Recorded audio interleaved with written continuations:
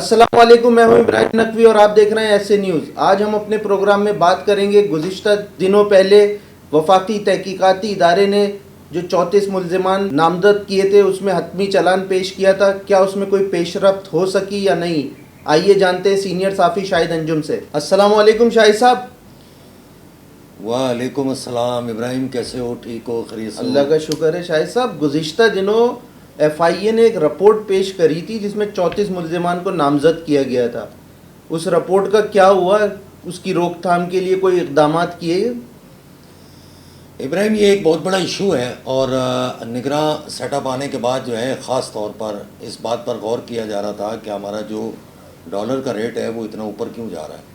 उस पर तहकीकात हुई, बाकायदा हमारे बाज़ इदारों की तरफ से रिपोर्ट पेश की गई कि जो बलूचिस्तान के रास्तों पे स्मगलिंग है, ख़ास तौर पे हमारे यहाँ पेट्रोल, डीज़ल, छालिया और दीगर जो अशिया थी वो कराची और मुल्क के दीगर शहरों तक पहुँचाई जा रही थी स्मगल होकर, जिसकी वजह से जो था ये सोच विचार हुई कि इसकी रोकथाम अगर कर ली जाए तो हम जो है वो किसी न किसी नतीजे पे पहुंच जाएंगे। इसमें बहुत बड़ा इशू जो था वो था छालिया और ईरानी डीज़ल, पेट्रोल। तो इस पर जो है वो कार्रवाइयाँ की गई थी। चूँकि इसमें तो खैर कोई शक नहीं था कि भाई ये रोज़ाना जो है हज़ारों की तादाद में जो है वो गाड़ियाँ बलूचिस्तान के रास्ते बाकायदा स्मगल शुदा सामान लेकर आती थी और उसके बाद जो है वो यहाँ लाकर मुख्तलिफ़ जगहों पे डंप किया जाता था।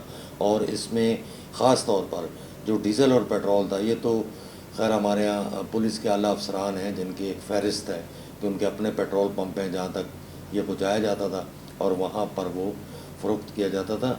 लेकिन उसकी कीमत जो ली जाती थी वो वही ली जाती थी जो कि हुकूमत पाकिस्तान की तरफ से पेट्रोल और डीज़ल की मुकर्रर की गई थी।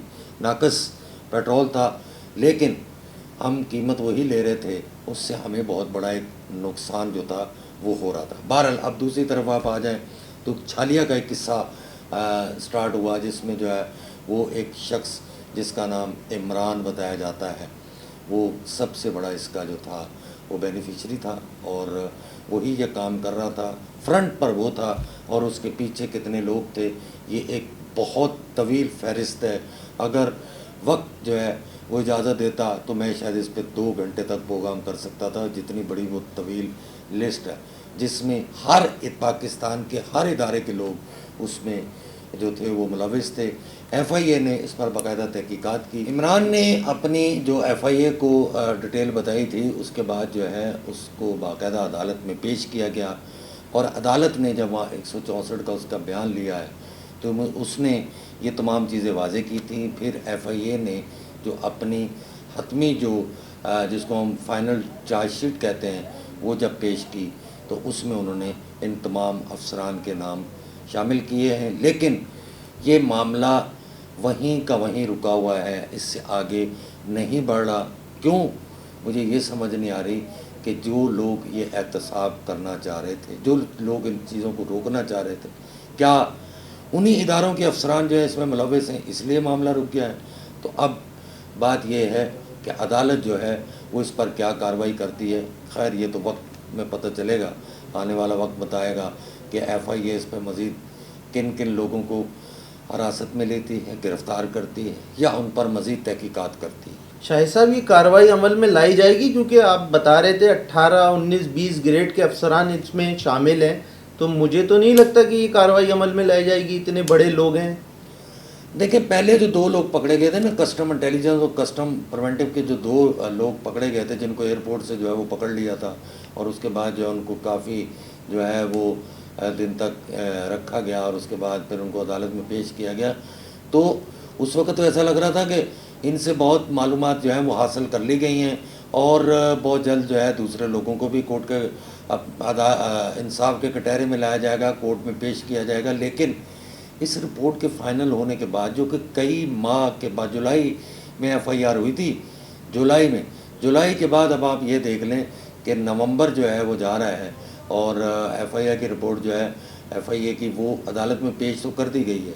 इतने महीनों में आपने किसी को अरेस्ट नहीं किया, ऐसा नहीं होना चाहिए था। अगर वाकई इन मामलात पर हुकूमत संजीदा थी تو ان کو باقاعدہ گرفتار کرنا چاہیے تھا، ان سے بھی تفتیش کرنی چاہیے تھی تاکہ یہ پتہ چلے کہ ان کے ساتھ اور کون لوگ ملوث ہیں۔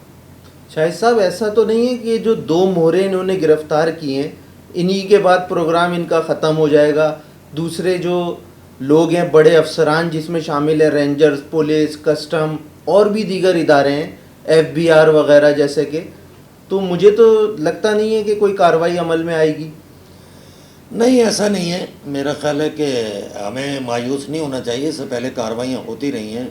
اب اس میں دیکھیں بعض جگہ آپ دیکھیں نا، روڈ کے اوپر آپ چل رہے ہیں تو آپ کہتے ہیں ٹریفک جام ہے، ٹریفک جام ہونے میں سلو چلنے میں فرق ہوتا ہے۔ بعض جگہ پر ٹریفک جو ہے اس کا جب بہت زیادہ ہوتا ہے نا تو پھر وہ سلو چلتی ہے، ٹریفک جام نہیں ہوتی، تفتیشیں چلتی رہتی ہیں، اس میں کچھ چیزیں آڑے آتی ہیں، لیکن مجھے یہ لگ رہا ہے، میرے جو تجربہ ہے وہ یہ کہہ رہا ہے کہ اس میں وقت ضرور لگے گا، لیکن ایک وقت کے بعد جو ہے وہ ان کو باقاعدہ قانون کے کٹہرے میں لایا جائے گا۔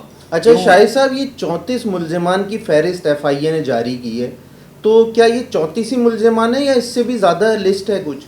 نہیں ابراہیم، یہ تو 34 وہ ہیں جو سامنے آئے ہیں، اب ان سے کن کن کے لنک ہیں، کون کون ان کے پیچھے ہیں، کون کون بیک اپ پہ ہیں، جو بھی ہیں وہ تمام لوگ ابھی تو میں نے آپ کو بتایا نا کہ FIA نے جو فہرست دی ہے اس کے بعد جب گرفتاریاں شروع ہوں گی، ان کے خلاف مزید مواد ملے گا تو پھر ہم اندازہ کر سکیں گے کہ ان کے ساتھ اور کتنے لوگ ملوث ہیں۔